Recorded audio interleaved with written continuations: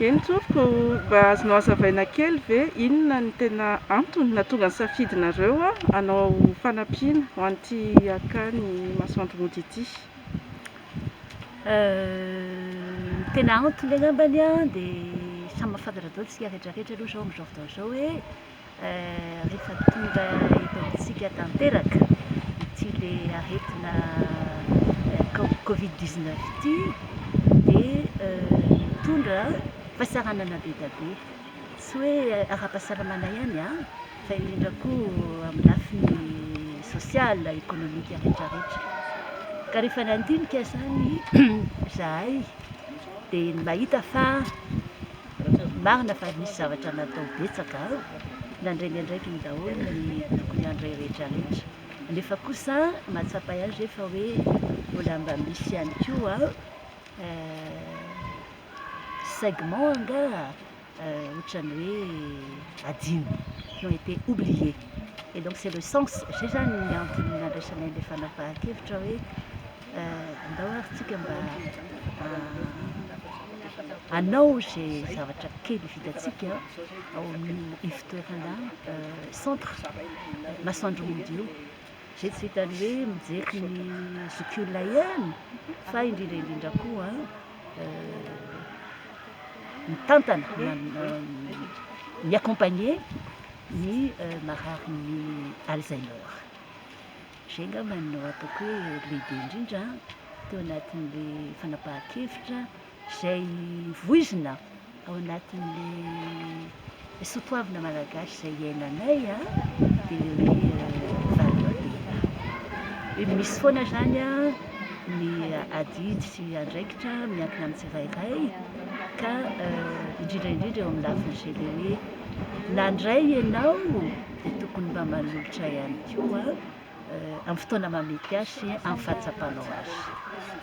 Dia fanarahana moa zany izay tsangakevitra izay dia ny tena nahafinaritra dia le fiaraha-mientana, hoe maro ny namana, tapaka sy namana any ivelany izay miaraka aminay ao anatin'ity le fikambanana hoe club 1808 ity izay tena fikambanana mbola tanora tokoa satria mbola tsy ampy fotoana, bientôt un an, dia tsy nisalasala nanampy samy nanao azy fantany fa mety, ary indrindra ny eto an-toerana reo tapaka sy namana be dia be orinasa tsy nisalasala ihany koa fa hoe mifanaraka zany, mifanojy zany le eritreritra, mifanojy le soatoavina voizina dia miaraka misala taminay an-tsitrapo ary indrindra koa ampatokisana sy amin'ny ampitiavana. Dia isaoranay manokana be dia be ohatry zany reo olonareo izay antsoinay hoe généreux donateurs anonymes, mais qui se reconnaîtront. Dia ny safidy moa zany rehefa hoe izay le izy hoe inona le tanjona dia hoe fiarovana ara-pahasalamana, fiarovana ihany koa nefa ny ara-batana ohatra zay, dia ny safidy natao zany eo amin'le hoe inona ary les besoins mena. Dia misy zany fatatsika moa zany zao hoe masque, fiarovana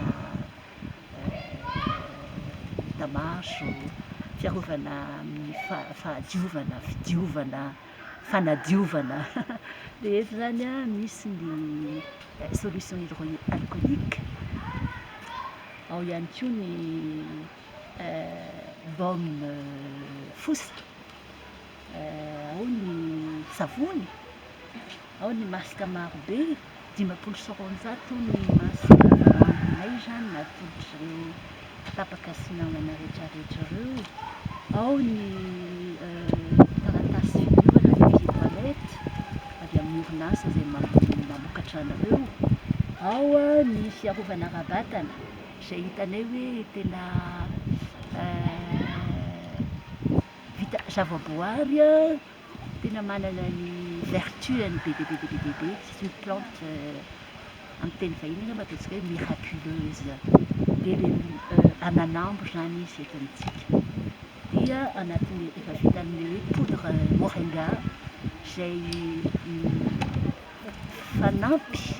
fanampy ny sakafo complément alimentaire amin'ny teny français ny arantsika azy indrindra indrindra ho an'ny ankizy, ny zaza, ny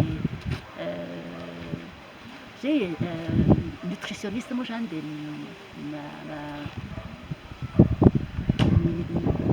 miandry betsaka ny ambiny fampiasana io ananambo na moringa olifera io. Dia zay zany eritreritra hoe zay zany no atolotritsika satria zay les besoins fondamentaux amin'izao fotoana.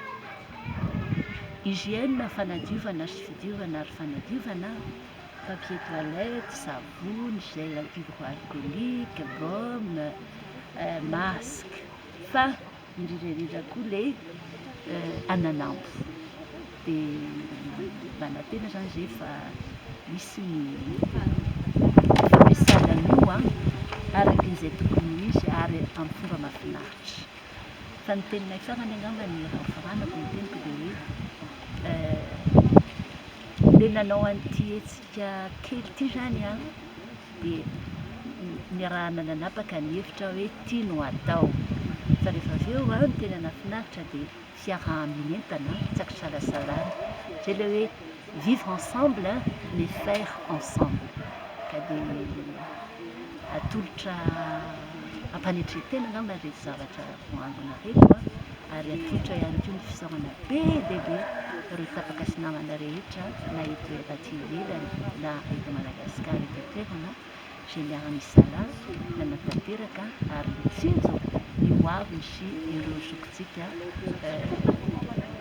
indrindra faharoa tsy salama ny Alzheimer.